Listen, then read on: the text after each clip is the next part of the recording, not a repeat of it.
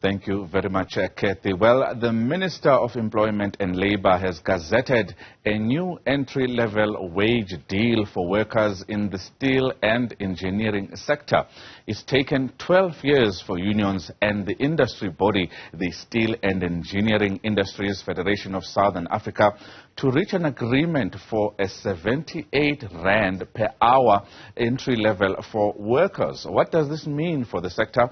Well, I caught up with the CEO of SEIFSA, Lucio Trentini, earlier on and posed that question to him. This is a topic that is very close to the Steel and Engineering Industries Federation of South Africa's heart.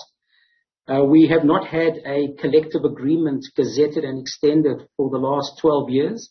The last time we had terms and conditions of employment agreed, negotiated and extended in our sector was in 2010 during the World Cup preparations.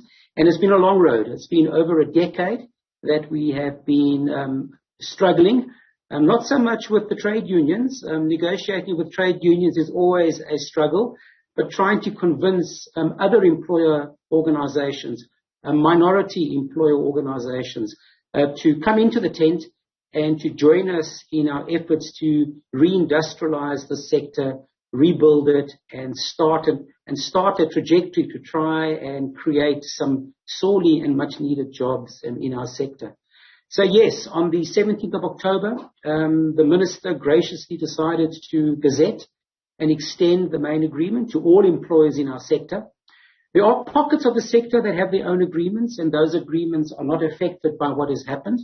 But the vast majority of employers are now covered by one agreement, one industry, and with certain checks and balances to cater for those employers who for the last decade have been operating out in the cold, doing whatever they have been doing to try and keep their doors open. Lucio, the national minimum wage is sitting at just above 20 rand per hour. Let's talk about the 78 rand per hour entry level rate that you have agreed on. What does this mean? If you can elaborate on what is involved in it, in terms of how have you quantified it and how did we reach a 78 rand? Sure. So let me start with the national minimum wage. I mean, as we are speaking at this point in time, the national minimum wage is 23 rand and 19 cents, roughly 4,500 rand per month. Our current minimum wage rate in the agreement that we signed off last year, it's a 3-year deal, last year, this year and next year. For this year, the current minimum wage rate is 55 rand and 67 cents. Which equates to about 9,600 rand per month.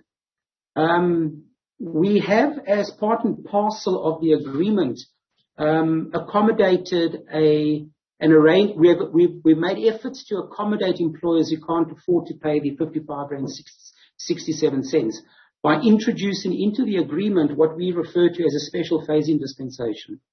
And the special phase-in dispensation pegs the minimum wage rate in the industry at 29 rand 73.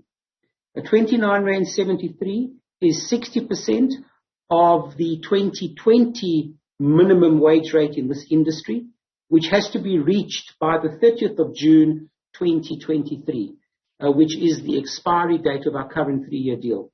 So there is an avenue for employers who are unable to reach the current minimum rate of pay of 55 rand 67 for a general labourer, to target 29 rand 73, paid in 2023 on the 30th of June of that year.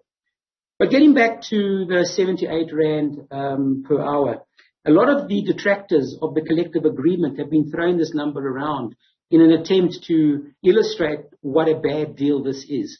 On the contrary, the deal is an excellent deal, because it incorporates an ability for struggling employers to target 29 rand 73. The 78 rand is arrived at by a total cost to employment approach, whereby our detractors are saying, look, the minimum rate of pay is currently 55 rand 67, and if you add on all the additional cost to company statutory obligations, like, for example, annual leave, additional leave, the 13th check, paid sick leave, sick pay fund contributions, family responsibility leave, public holidays, pension and provident fund contributions, bargaining council levies, you get to an add-on cost of about 40%. Now, the vast majority of those statutory obligations apply whether you have a collective agreement in place or not. Looking ahead to next year and beyond, what's going to be the most important aspects of making sure that we grow the sector, making sure that it still has a huge input to the economy? Yeah, thank you. I mean, you make some very telling comments.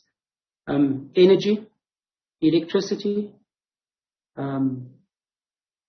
local procurement, localization, infrastructure spend, putting South Africa Pty Limited first, allowing employers the freedom and the space to employ locally, in response to government releasing the infrastructure spend that has been promised for quite some time that we haven't seen enough of, and ensuring that the big projects come to South African companies and that we don't export jobs in the form of awarding contracts to overseas companies.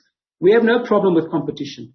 We believe that our sector is as competitive as any other sector in the world, including the Chinese, and I say that unreservedly. We have capacity, expertise in this country that is unparalleled and unmatched. We need assistance from government to understand that if we are going to turn this economy around, we need to do it in our backyard first. And as a sector like ours, where there's capacity and there's ability and there's appetite to grow, we need to ensure that we facilitate that. SEIFSA is an advocacy, collective bargaining, and a voice for employers in the industry. This is what we do. We are equal partners on the Steel Master Plan.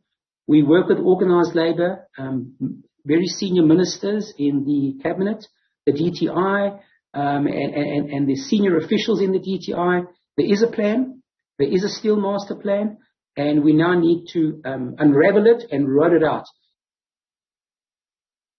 That there was Lucio Trentini, the CEO of the Steel and Engineering Industries Federation of Southern Africa.